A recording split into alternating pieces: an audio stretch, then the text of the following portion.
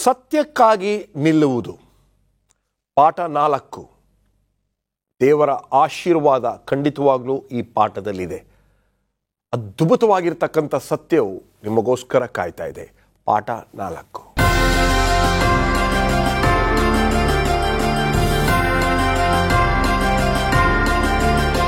ದೇವರ ಮಕ್ಕಳೇ, ಸಬ್ಬತ್ ಶಾಲೆಯ ಪಾಠಕ್ಕೆ ಆದರದ ಸುಸ್ವಾಗತ. ಈ ತ್ರೈಮಾಸಿಕದಲ್ಲಿ ಮಹಾ ಹೋರಾಟ ಎಂಬತಕ್ಕಂಥ ಪುಸ್ತಕದಿಂದ ಅದ್ಭುತವಾಗಿರ್ತಕ್ಕಂಥ ಪಾಠಗಳನ್ನ ಸಂಪಾದಕರು ಮಾರ್ಕ್ ಫಿನ್ಲೆ ಅವರು ಬರೆದಿದ್ದಾರೆ. ಈ 4ನೆಯ ಪಾಠದಲ್ಲಿ ಸತ್ಯಕ್ಕಾಗಿ ನಾವು ಯಾವ ರೀತಿ ನಿಲ್ಲಬೇಕು ಎಂಬತಕ್ಕಂಥ ಅಂಶವನ್ನ ಕಲೀಲಿಕ್ಕೆ ಹೋಗ್ತಾ ಇದ್ದೀವಿ. ಬನ್ನಿ, ನಮ್ಮ ಅತಿಥಿಗಳನ್ನ ಸ್ವಾಗತ ಮಾಡಿ ನಮ್ಮ ಈ ಕಾರ್ಯಕ್ರಮಕ್ಕೆ ಚಾಲನೆಯನ್ನು ನೀಡೋಣ. ಬೋಧಕರಾದ ರಾಜದಾಸ್, ಬೋಧಕರಾದ ಪ್ರಸನ್ನಕುಮಾರ್ ಮತ್ತು ಬೋಧಕರಾಗಿರ್ತಕ್ಕಂಥ ಮುತ್ತು ಮ್ಯಾಥ್ಯೂ ಅವರು. ನಮಸ್ಕಾರ, ತುಂಬ ಸಂತೋಷ. ನಾವು ಮುಂದೆ ಹೋಗೋಕ್ಕಿಂತ ಮುಂಚಿತವಾಗಿ ಸ್ಮರಣ ವಾಕ್ಯ ಯೋಹಾನನು ಬರೆದಂಥ ಸುವಾರ್ತೆ 3ನೇ ಅಧ್ಯಾಯ 14 ಮತ್ತು 15 ಓದಬೇಕು ಅಂತ ಕೇಳ್ಕೊಳ್ತೀನಿ. ಪಾಸ್ಟರ್ ಮುತ್ತು ಮ್ಯಾಥ್ಯೂ. ಸತ್ಯವಾಕ್ಯ ಈ ರೀತಿ ಹೇಳುತ್ತೆ: ಇದಲ್ಲದೆ ಜನರು ನೋಡಿ ಜೀವದಿಂದ ಉಳಿಯಬೇಕೆಂದು ಮೋಶೆಯು ಅಡವಿಯಲ್ಲಿ ಆ ಸರ್ಪವನ್ನು ಎತ್ತರದಲ್ಲಿಟ್ಟ ಹಾಗೆಯೇ ಮನುಷ್ಯಕುಮಾರನು ತನ್ನನ್ನು ನಂಬುವವರೆಲ್ಲರೂ ನಿತ್ಯ ಜೀವವನ್ನು ಪಡೆಯಬೇಕೆಂದು ಎತ್ತರದಲ್ಲಿಡಲ್ಪಡಬೇಕು. ವಂಡರ್ಫುಲ್. ಇಲ್ಲಿ ಈ ಸ್ಮಿರ್ನ ಎಂಬತಕ್ಕಂಥ ಒಂದು ಪಟ್ಟಣದ ಬಗ್ಗೆ, ಅಲ್ಲಿ ನಡೆದಂಥ ಒಂದು ಘಟನೆಯ ಬಗ್ಗೆ ನಾವು ನೋಡ್ಲಿಕ್ಕೆ ಹೋಗ್ತಾ ಇದ್ದೀವಿ. And this is historical. ಇದು ಚರಿತ್ರೆಯಲ್ಲಿರ್ತಕ್ಕಂಥ ಒಂದು ಘಟನೆ. ಕೋಇನ್ಸಿಡೆಂಟ್ಲಿ ಈ ಹೊರಗಿನ ಲೋಕದವರು ಸತ್ಯವೇದದಲ್ಲಿ ನಡೆದಂಥ ಘಟನೆಗೂ ಚರಿತ್ರೆಗೂ ಸಂಬಂಧ ಇಲ್ಲ ಅಂತ ಕೆಲವರು ಯೋಚನೆ ಮಾಡ್ತಾರೆ. What is happened in history is in Bible and what happened in Bible is in history. ಸತ್ಯವೇದದಲ್ಲಿ ನಡೆದಿರ್ತಕ್ಕಂಥದ್ದು ಚರಿತ್ರೆಯಲ್ಲಿದೆ, ಚರಿತ್ರೆಯಲ್ಲಿ ನಡೆದಿರ್ತಕ್ಕಂಥದ್ದು ಸತ್ಯವೇದದಲ್ಲಿದೆ ಅಂತಕ್ಕಂಥ ವಿಷಯವನ್ನ ಎಷ್ಟೋ ಜನರು ಮರ್ತಿದ್ದಾರೆ. ಸ್ಮಿರ್ನಲ್ಲಿ ನಡೆದಂಥ ನಿಜವಾದ ಘಟನೆ ಏನು ಪಾಸ್ಟ್ರೆ? ಸ್ಮರಣ ಎಂಬತಕ್ಕಂಥದ್ದು ಇವತ್ತಿನ ಆಧುನಿಕ ಟರ್ಕಿ ಎಂಬತಕ್ಕಂಥ ಪಟ್ಟಣಕ್ಕಿಂತ ಇಜ್ಮೈರ್ ಎಂಬತಕ್ಕಂಥದ್ದು. ಆಗಿನ ಕಾಲದಲ್ಲಿ ಅದನ್ನು ಸ್ಮರಣ ಎಂಬುದಾಗಿ ಕರೀತಾ ಇದ್ರು. ಇಲ್ಲಿ ಈ ಒಂದು ಪುರಾತನ ಪಟ್ಟಣದಲ್ಲಿ ಸುಮಾರು 1,00,000 ಜನ ವಾಸ ಮಾಡ್ತಾ ಇದ್ರು. ಬಹಳ ಸುಂದರವಾದಂಥ ಒಂದು ಪಟ್ಟಣ. ಎಷ್ಟು ಚೆನ್ನಾಗಿತ್ತು ಅಂದಾಗ ಹೇಳುವಾಗ ಅಭಿವೃದ್ಧಿ ಬಹಳಷ್ಟು ಅದರಲ್ಲಿತ್ತು. ಇದನ್ನ ರೋಮ್ ರಾಜ್ಯದವರು ವಶ ಮಾಡಿಕೊಂಡಾಗ ಅದನ್ನು ದುರುಪಯೋಗ ಮಾಡಿದ್ರು. ಈ ಸ್ಮರಣ ಎಂಬತಕ್ಕಂಥ ಸ್ಥಳದಲ್ಲಿ ಅವರು ತಮ್ಮ ದೇವತೆಗಳನ್ನು ಸ್ಥಾಪನೆ ಮಾಡಿದ್ರು. ಆ ದೇವತೆಗಳನ್ನ ಸ್ಥಾಪನೆ ಮಾಡುವಾಗ ಇದು ನಡೆದದ್ದು ಸುಮಾರು 2ನೇ ಶತಮಾನದಲ್ಲಿ. ಪ್ರಕಟಣೆ 2ನೇ ಅಧ್ಯಾಯ 3ನೇ ಅಧ್ಯಾಯದಲ್ಲಿ ಬರ್ತಕ್ಕಂಥ 7 ಸಭೆಗಳಲ್ಲಿ ಸ್ಮರಣ ಎಂಬತಕ್ಕಂಥದ್ದು 2ನೇ ಸಭೆ. ಸ್ಮರಣ ಸಭೆಯಲ್ಲಿ ಕ್ರೈಸ್ತತ್ವ ಎಂಬತಕ್ಕಂಥದ್ದು ಅಭಿವೃದ್ಧಿಯನ್ನು ಪಡೀತಾ ಇತ್ತು, ಬಹಳ ಉನ್ನತವಾಗಿ ಪಡೀತಾ ಇತ್ತು. ಅಂತಹ ಸಮಯದಲ್ಲಿ ರೋಮ್ ರಾಜ್ಯವು ಆಡಳಿತವನ್ನು ನಡೆಸುವಾಗ ತಾವು ಇಷ್ಟೊಂದು ಒಳ್ಳೆಯ ಜನರು ಇರ್ತಕ್ಕಂಥ ಸ್ಥಳದಲ್ಲಿ ನಾವು ಯಾಕೆ ಇವರನ್ನು ನಾವು ನಮ್ಮ ಕಡೆ ಸೆಳೆದುಕೊಳ್ಳಬಾರದು ಎಂಬುದಾಗಿ ಮಾಡಿಕೊಂಡಾಗ ಆಗಿನ ಕಾಲದಲ್ಲಿ ಅನೇಕರನ್ನ ಹಿಂಸೆಗೆ ಒಳಪಡಿಸ್ತಾ ಇದ್ರು. ಯಾರ್ಯಾರು ಸತ್ಯವನ್ನು ಅನುಸರಿಸುತ್ತಾ ಇದ್ದಾರೆ ಅವರೆಲ್ಲರನ್ನ ಹಿಂಸೆ ಪಡಿಸ್ತಾ ಇದ್ರು. ಅನೇಕರು ಅದಕ್ಕೆ ರಾಜಿ ಆದರು, ಅನುಸರಿಸಿದ್ರು. ಆದರೆ ಒಬ್ಬ ರೋಮನ್ ಬಿಷಪ್ ಪಾಲಿಕ್ಯಾರ್ಪ್ ಎಂಬುದಾಗಿ ಈತನು ಒಬ್ಬ ಕ್ರೈಸ್ತಿಯ ಬಿಷಪ್ ಸ್ಮರಣ ಎಂಬತಕ್ಕಂಥ ಸಭೆಯಲ್ಲಿ. ಇವನನ್ನು ಹೇಗಾದರೂ ಮಾಡಿ ನಾವು ಕೊಲ್ಲಬೇಕು, ಇವನು ಸತ್ಯವನ್ನು ಹಿಡಿದುಕೊಂಡಿದ್ದಾನೆ ಎಂಬುದಾಗಿ ಹೇಳುವಾಗ ನಾನಾ ಪ್ರಯತ್ನಗಳನ್ನು ಮಾಡಿ ಅವನನ್ನ ಕಂಬಕ್ಕೆ ಕಟ್ಟಿದ್ರು, ಅವನ ಸುಟ್ಟಾಕ್ಲಿಕ್ಕೆ ಪ್ರಯತ್ನ ಮಾಡಿದ್ರು. ಇವೆಲ್ಲವೂ ನಡೀತಾ ಇರಲಿಲ್ಲ. ಯಾರು ಮಾಡಿದ್ರು ಪಾಸ್ಟ್ರೆ ಇದು? ಇವನ್ನ ಈ ಆದಿ ಸಭೆಯಲ್ಲಿ ಪ್ರಾರಂಭದಲ್ಲಿರ್ತಕ್ಕಂಥ ಶತಮಾನದ ರೋಮನರು ಮಾಡಿದ್ದು. ಯಾಕೆಂದ್ರೆ ಈತನು ಯಾಕೆ ಮಾಡಿದ್ರು ಅಂದ್ರೆ ತಾನು ರೋಮ್ ದೇವತೆಗಳಿಗೆ ಧೂಪವನ್ನು ಹಚ್ಚಲಿಲ್ಲ. ಆ ಕಾರಣಕ್ಕೆ ಅಷ್ಟೇ. ಹಿಂಸೆಯನ್ನು ಮಾಡಿದ್ರು. ಅವನು ಒಂದೇ ಒಂದು ಮಾತನ್ನು ಹೇಳ್ತಾರೆ, ಇದನ್ನು ಕಂಬಕ್ಕೆ ಕಟ್ಟಾಕ್ಬಿಟ್ಟು ಆತನಿಗೆ ಆಡ್ತಕ್ಕಂಥ ಒಂದು ಮಾತು ಏನಂದ್ರೆ, ನೀನು ಈ ಸಮಯದಲ್ಲಿ ನೀನು ನಂಬಿರುವ ಕ್ರಿಸ್ತನನ್ನು ಬಿಟ್ಬಿಡು. ಒಂದು ವೇಳೆ ಆತನನ್ನು ಬಿಟ್ಬಿಟ್ರೆ ನಾವು ನಿನ್ನನ್ನು ಬಿಟ್ಬಿಡ್ತೇವೆ, ನೀನು ಹೋಗ್ಬೋದು ಆರಾಮಾಗಿ. ಆದ್ರೆ ಈ ವ್ಯಕ್ತಿ ಹೇಳ್ತಾನೆ, 86 ವರ್ಷ ಪಾಲಿಕ್ಯಾರ್ಪ್ಗೆ, ಆವಾಗ 86 ವರ್ಷ ನಾನು ಆತನನ್ನು ಸೇವೆ ಮಾಡಿದ್ದೇನೆ. ಈ 86 ವರ್ಷದಲ್ಲಿ ನಾನು ನಂಬಿರುವ ಕ್ರಿಸ್ತನು ನನಗೆ ಯಾವುದೇ ತೊಂದರೆಯನ್ನು ಕೊಟ್ಟಿಲ್ಲ. ಈಗ ಆ ರಾಜಾದಿರಾಜನ ಬಗ್ಗೆ, ನನ್ನನ್ನು ರಕ್ಷಿಸಿದರ ಬಗ್ಗೆ ನಾನು ಹೇಗೆ ತಾನೇ ಕೆಟ್ಟದನ್ನು ಹೇಳಲಿಕ್ಕೆ ಸಾಧ್ಯ ಎಂಬುದನ್ನು ಹೇಳ್ತಾನೆ. ನಂತರ ಅವನು ಹುತಾತ್ಮನಾದನು, ಅವನನ್ನು ಸಾಯಿಸಿದ್ರು. ಪ್ರಿಯರೇ, ಅನೇಕರನ್ನ ನಾವು ಗಮನಿಸುವಾಗ ಹೆಣ್ಣು ಮಕ್ಕಳು, ಗಂಡು ಮಕ್ಕಳು ಶತಮಾನದಲ್ಲೂ ಸಹ ಕ್ರಿಸ್ತನ ನಂಬಿಕೆಗೋಸ್ಕರ ಸ್ಥಿರವಾಗಿ ನಿಂತಿದ್ದಾರೆ. ಈ ತ್ರೈಮಾಸಿಕದಲ್ಲಿ, ಈ ಮಹಾ ಹೋರಾಟದಲ್ಲಿ ನಾವು ಕಲಿತಕ್ಕಂಥದ್ದು ಬಹಳ ಪ್ರಾಮುಖ್ಯವಾದದ್ದು, ಈ ಚರಿತ್ರೆಯಲ್ಲಿ ಸತ್ಯಕ್ಕೋಸ್ಕರ ನಿಂತ ಜನಾಂಗಗಳ ಬಗ್ಗೆ ನಾವು ವಾಲ್ಡನ್ಸಸ್ ಎಂಬುದರ ಬಗ್ಗೆ ಕಲೀಲಿಕ್ಕೆ ಹೋಗ್ತೇವೆ, ಹಸ್ ಬಗ್ಗೆ ಕಲೀಲಿಕ್ಕೆ ಹೋಗ್ತೇವೆ, ಜೆರೋಮ್ ಬಗ್ಗೆ ಕಲೀಲಿಕ್ಕೆ ಹೋಗ್ತೇವೆ, ಜಾನ್ ವೈಕ್ಲಿಫ್ ಬಗ್ಗೆ ಕಲೀಲಿಕ್ಕೆ ಹೋಗ್ತೇವೆ, ವಿಲಿಯಂ ಟಿಂಡೆಲ್ ಬಗ್ಗೆ ಕಲೀಲಿಕ್ಕೆ ಹೋಗ್ತೇವೆ. ಇವರೆಲ್ಲರೂ ಸಹ ಒಂದಲ್ಲ ಒಂದು ರೀತಿಯಲ್ಲಿ ಸತ್ಯಕ್ಕೋಸ್ಕರ ತಮ್ಮ ಪ್ರಾಣವನ್ನೇ ತ್ಯಾಗ ಮಾಡಿದರು, ಈ ಕ್ರೈಸ್ತಿಯ ಬಿಷಪ್ ಪಾಲಿಕ್ಯಾಪ್ ರೀತಿಯಲ್ಲಿ. ಇವು ಪೋಪನ ಆಡಳಿತದ ಕಾಲದಲ್ಲಿ ನಡೆದಂಥ ಘಟನೆಗಳು. ಸೊ ಈ ಕಾರ್ಯಕ್ರಮ ನೋಡ್ತಾ ಇರ್ತಕ್ಕಂಥವ್ರು ಯಾರು, ಈ ವ್ಯಕ್ತಿಗಳು ನಮ್ಮನ್ನು ಅಪಾರ್ಥ ಮಾಡಿಕೊಳ್ಳಬಾರದು. ಇದು ಸತ್ಯವೇದದಲ್ಲಿ ನಡೆದಿರ್ತಕ್ಕಂಥ ಒಂದು ಘಟನೆ ಮತ್ತು ಚರಿತ್ರೆಯಲ್ಲಿ ನಡೆದಿರ್ತಕ್ಕಂಥ ಒಂದು ಘಟನೆ. ಕ್ರೈಸ್ತಿಯ ಧರ್ಮವನ್ನ ಕೈ ಹಿಡಿದು ನಡೆದಿರ್ತಕ್ಕಂಥವ್ರು ಪಟ್ಟಿರ್ತಕ್ಕಂಥ ಹಿಂಸೆಗಳ ಬಗ್ಗೆ ನಾವು ಈ ಕಾರ್ಯಕ್ರಮದಲ್ಲಿ ಹೇಳ್ತಾ ಇದ್ದೀವಿ. ಪಾಸ್ಟ್ರೆ ಹೇಳಿ. ಖಂಡಿತ. ಮುಂದೆ ನಾವು ಭಾನುವಾರ ಬರುವಾಗ ಭಾನುವಾರ ಪಾಠದಲ್ಲಿ ಬಹಳ ಸ್ಪಷ್ಟವಾಗಿ ಹೇಳ್ತದೆ, ಹಿಂಸೆಗೆ ಒಳಗಾದರೂ ಸಹ ಜಯಶಾಲಿಗಳಾದರು. ಇವರನ್ನ ನಾವು ಗಮನಿಸುವಾಗ ಇದು ಮೊದಲೇ ಬರೆದಿತ್ತು, ಹಳೆ ಒಡಂಬಡಿಕೆ ಬರೆದಿತ್ತು. ಇದು ಆದದ್ದು ಹೊಸ ಒಡಂಬಡಿಕೆಯ ಕಾಲದಲ್ಲಿ, 1ನೇ 2ನೇ ಶತಮಾನ ಕಾಲದಲ್ಲಿ. ಆದರೆ ಕ್ರಿಸ್ತ ಪೂರ್ವದಲ್ಲಿಯೇ ಪ್ರವಾದಿಯಾದ ದಾನಿಯೇಲನು, ದಾನಿಯೇಲ 7ನೇ ಅಧ್ಯಾಯ 21ನೇ ವಚನದಲ್ಲಿ ಆತನು ಏನ್ ಹೇಳ್ತಾನೆ ಸ್ವಲ್ಪ ಓದೋಣ. ನಾನು ನೋಡುತ್ತಿದ್ದ ಹಾಗೆ ಯಾವ ಕೊಂಬು ಮೊಳೆತು 3 ಕೊಂಬುಗಳನ್ನು ಬೀಳಿಸಿ ದೇವ ಭಕ್ತರೊಂದಿಗೆ ಯುದ್ಧ ಮಾಡಿ ಮಹಾರುದ್ಧನು ಅಲ್ಲಿಗೆ ಬಂದು ಪರಾತ್ಪರನ ಭಕ್ತರಿಗಾಗಿ ನ್ಯಾಯ ತೀರಿಸಿ ಅವರಿಗೆ ರಾಜ್ಯವನ್ನು ದೊರಕಿಸುವ ತನಕ ಅವರನ್ನು ಗೆಲ್ಲುತ್ತಾ ಬಂದು ಕಣ್ಣುಳ್ಳದ್ದಾಗಿ ಬಾಯಿಂದ ಬಡಾಯಿ ಕೊಚ್ಚಿಕೊಳ್ಳುತ್ತಾ ಮಿಕ್ಕ ಕೊಂಬುಗಳಿಂದ ಬಿರುಸಾಗಿ ನೋಡುತ್ತಾ ಇತ್ತೋ ಆ ಕೊಂಬಿನ ವಿಷಯವಾಗಿಯೂ ಸತ್ಯಾರ್ಥವನ್ನು ತಿಳಿದುಕೊಳ್ಳಬೇಕೆಂದು ಅಪೇಕ್ಷಿಸಿ ವಿಚಾರಿಸಿದೆನು. ಪ್ರಕಟಣೆಗಾರನಾಗಿರ್ತಕ್ಕಂಥ ಯೋಹಾನನು ನೋಡಿದಂತ ಒಂದು ದರ್ಶನದ ಮೂಲಕ ಬರೆದಿರ್ತಕ್ಕಂಥ ಒಂದು ವಚನ. ಖಂಡಿತ ಇದು ದಾನಿಯೇಲನು ಮೊದಲೇ ಬರೆದಿದ್ದ. ಈ ಪುಸ್ತಕ ಮುಚ್ಚಲ್ಪಟ್ಟಿತ್ತು. ಇದನ್ನ ಪ್ರಕಟಣೆಗಾರನಾದ ಯೋಹಾನನು ತೆರೆಯಲ್ಪಟ್ಟು ಅದನ್ನ ವಿವರಣೆ ಮಾಡ್ತಾ ಇದ್ದಾನೆ. ಆದರೆ ಈ ಒಂದು ಸತ್ಯವನ್ನ, ಹಿಂಸೆಯನ್ನ ತಾಳಿಕೊಳ್ಳಲಿಕ್ಕೆ ಯಾರಿಗೆ ಆಸಕ್ತಿ ಇದೆ ಅಂತಹ ಮಕ್ಕಳನ್ನ ದೇವರು ಪ್ರಕಟಣೆ 12ನೇ ಅಧ್ಯಾಯ 6ನೇ ವಚನದಲ್ಲಿ ಹೇಳುವಾಗೆ ಇವರಿಗೆ ಒಂದು ಪ್ರತ್ಯೇಕವಾದ ಸ್ಥಳದಲ್ಲಿ 1260 ವರ್ಷಗಳ ತನಕ ಸಂರಕ್ಷಣೆಯನ್ನು ನೀಡಿತು.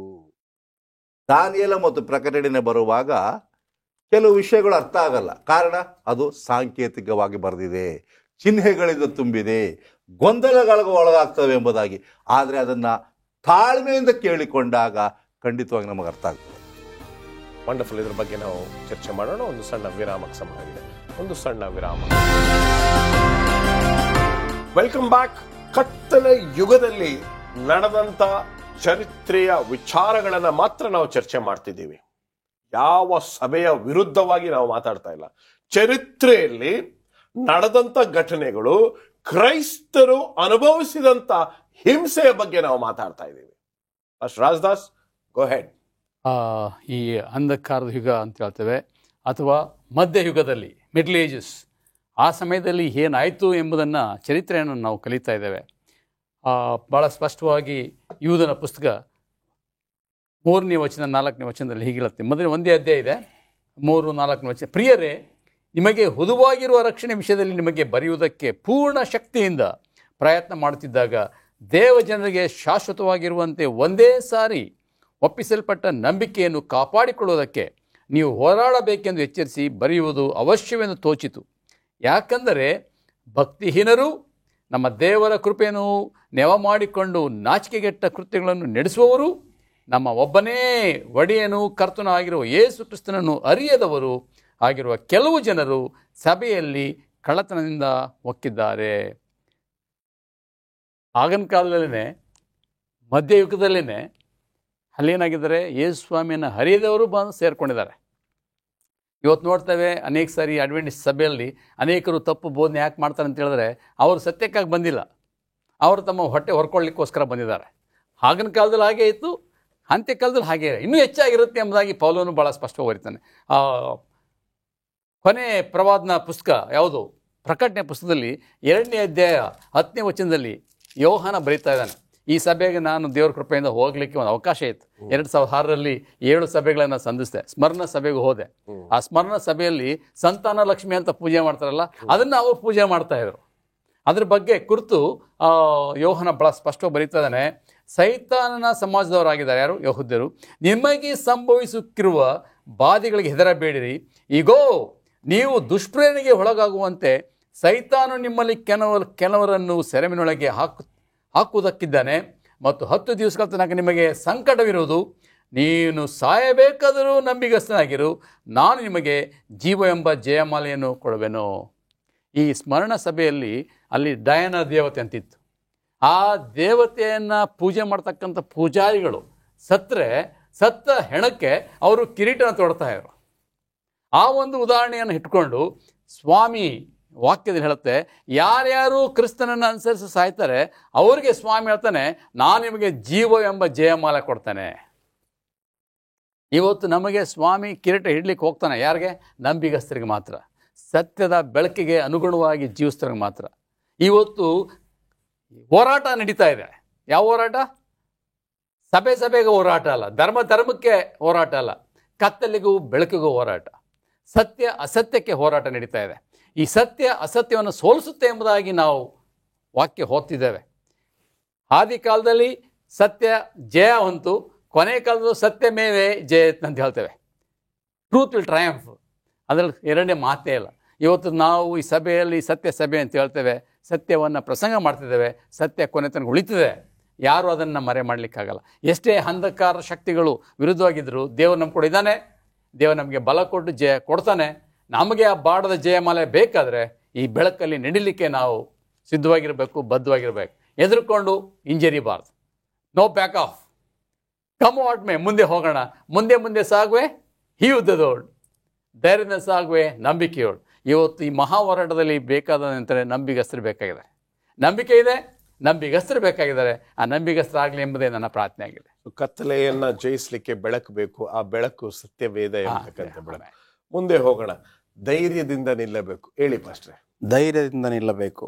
ಅಪೊಸ್ತಲರು ಅನೇಕ ಪಟ್ಟಣಗಳಿಗೆ ಹೋಗಿ ಸುವಾರ್ತೆಯನ್ನು ಸಾರುವಾಗ ಅಲ್ಲಿರುವವರು ಹೇಳ್ತಾರೆ, ಇಲ್ಲ, ನೀವು ಆ ನಾಮವನ್ನು ಎತ್ತಿ ಯಾವುದೇ ಕಾರಣಕ್ಕೂ ಕೂಡ ನೀವು ಬೋಧಿಸಬಾರದು, ಯಾವುದೇ ಕಾರಣಕ್ಕೂ ಕೂಡ ಆ ಒಂದು ಮಾತು ನಿಮ್ಮ ಬಾಯಿಂದ ಹೊರಡಬಾರದು, ಯಾವುದೇ ಕಾರಣಕ್ಕೂ ಕೂಡ ಇಲ್ಲಿ ನೀವು ಪ್ರಸಂಗವನ್ನು ಮಾಡಬಾರದು ಎಂಬುದಾಗಿ ಹೇಳುವಾಗ ಅಪೊಸ್ತಲರು ಧೈರ್ಯವಾಗಿ ನಿಂತು ಅದನ್ನು ಬೋಧನೆ ಮಾಡ್ತಾರೆ. ಅದನ್ನು ತಾನೇ ನಾವು ಅಪೊಸ್ತಲರ ಕೃತ್ಯಗಳು 5ನೇ ಅಧ್ಯಾಯ 28ರಿಂದ 32 ವಾಕ್ಯಗಳು ಬಹಳ ಸೊಗಸಾಗಿದೆ. ಸಂಪೂರ್ಣವಾಗಿ ಓದುವಂತಹ ಪ್ರಯತ್ನವನ್ನು ಮಾಡುತ್ತೇನೆ.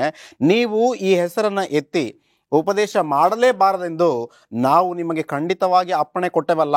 ಆದರೂ ನೀವು ಯೆರೂಸಲೇಮನ್ನು ನಿಮ್ಮ ಉಪದೇಶದಿಂದ ತುಂಬಿಸಿದಿರಿ ಮತ್ತು ಆ ಮನುಷ್ಯನನ್ನು ಕೊಲ್ಲಿಸಿದ್ದಕ್ಕೆ ನಮ್ಮನ್ನು ಹೊಣೆ ಮಾಡಬೇಕೆಂದಿದ್ದೀರಿ ಎಂದು ಹೇಳಿದ್ದಕ್ಕೆ ಪೇತ್ರನು ಉಳಿದ ಅಪೊಸ್ತಲರು ಮನುಷ್ಯರಿಗಿಂತಲೂ ದೇವರಿಗೆ ಹೆಚ್ಚಾಗಿ ವಿಧೇಯರಾಗಬೇಕಲ್ಲ ಎಂಬುದಾಗಿ ಹೇಳ್ತಾನೆ. ಈ ಮಾತು ಹೇಳಬೇಕು ಅಂತಂದರೆ ತುಂಬ ಗುಂಡಿಗೆ ಇರಬೇಕು, ಧೈರ್ಯ ಇರಬೇಕು.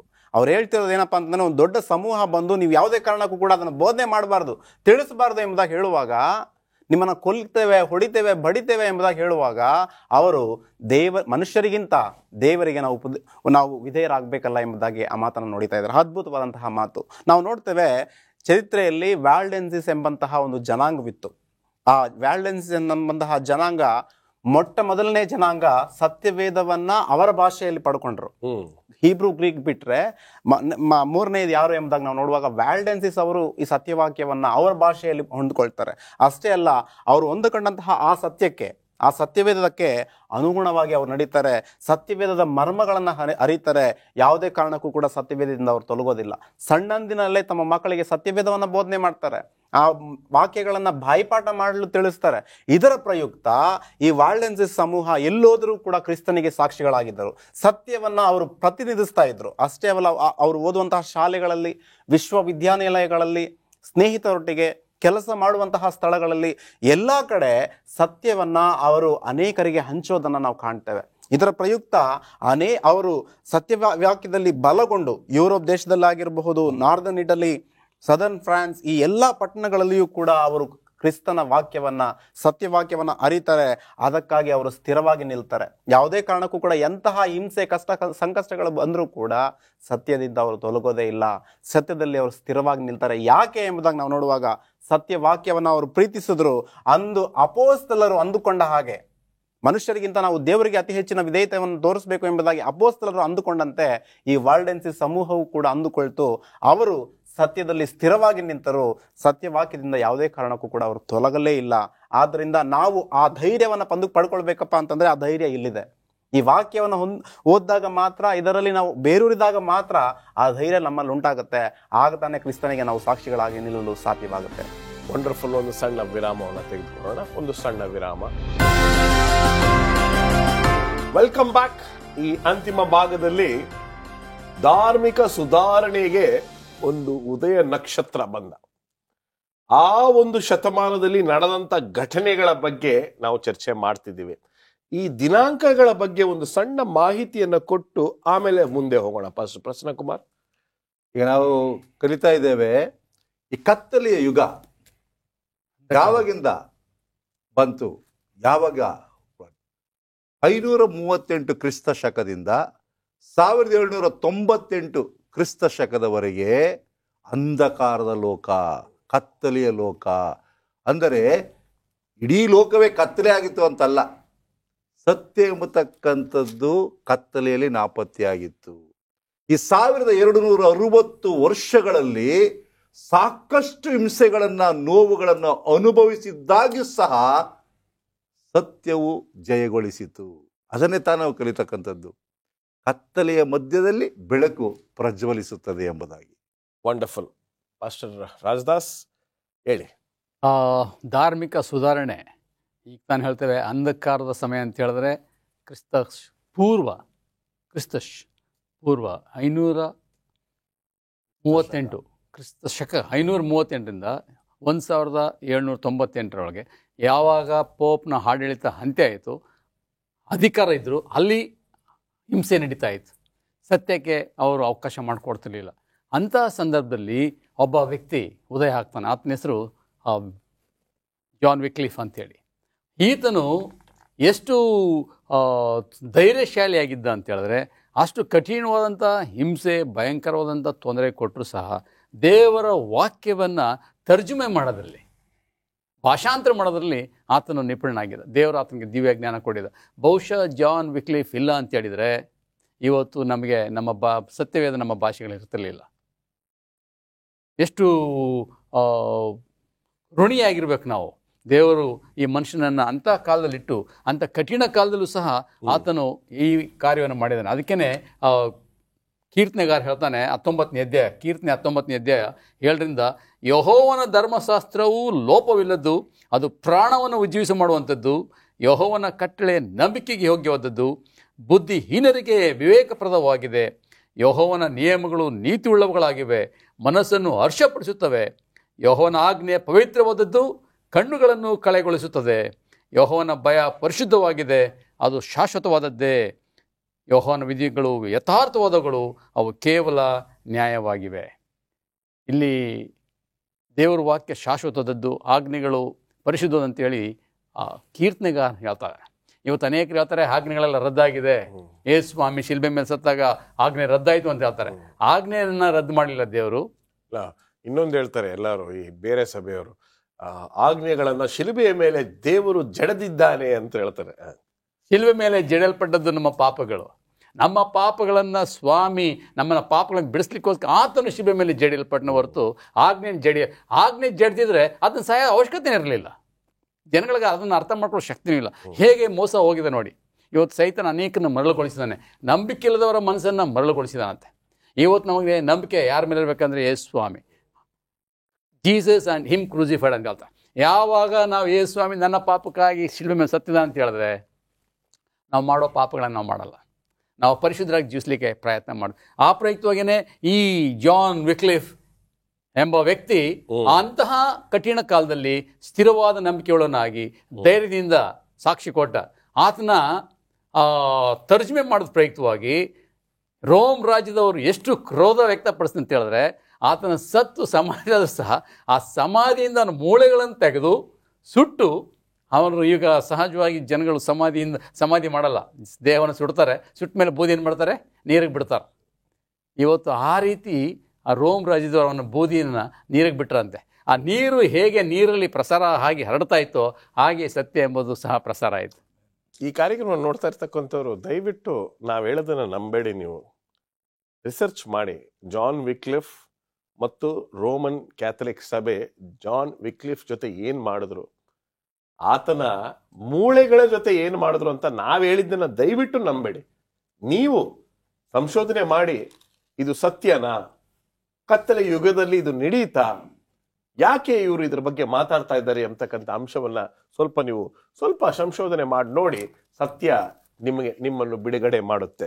ಮುಂದೆ ಹೋಗೋಣ. ಗುರುವಾರದ ಪಾಠಕ್ಕೆ ನಾವು ಬರುವುದಾದ್ರೆ, ಗುರುವಾರ ಪಾಠದಲ್ಲಿ ಬಹಳ ಸೊಗಸಾಗಿ ಈ ಲೇಖಕರು ಮಾರ್ಕ್ ಫಿನ್ಲೆ ಅವರು ಬರೆದಿರೋದನ್ನು ನಾವು ಕಾಣ್ತೇವೆ. ಈ ಭಾಗದಲ್ಲಿ ಜಾನ್ ಹಸ್, ಜೆರೋಮ್, ವಿಲಿಯಂ ಟಿಂಡೇಲ್, ಲ್ಯಾಟಿಮರ್ ಇವರೆಲ್ಲರ ಕುರಿತಾಗಿ ನಾವು ಕಲೀಲಿಕ್ಕೆ ಹೋಗ್ತಿದ್ದೇವೆ.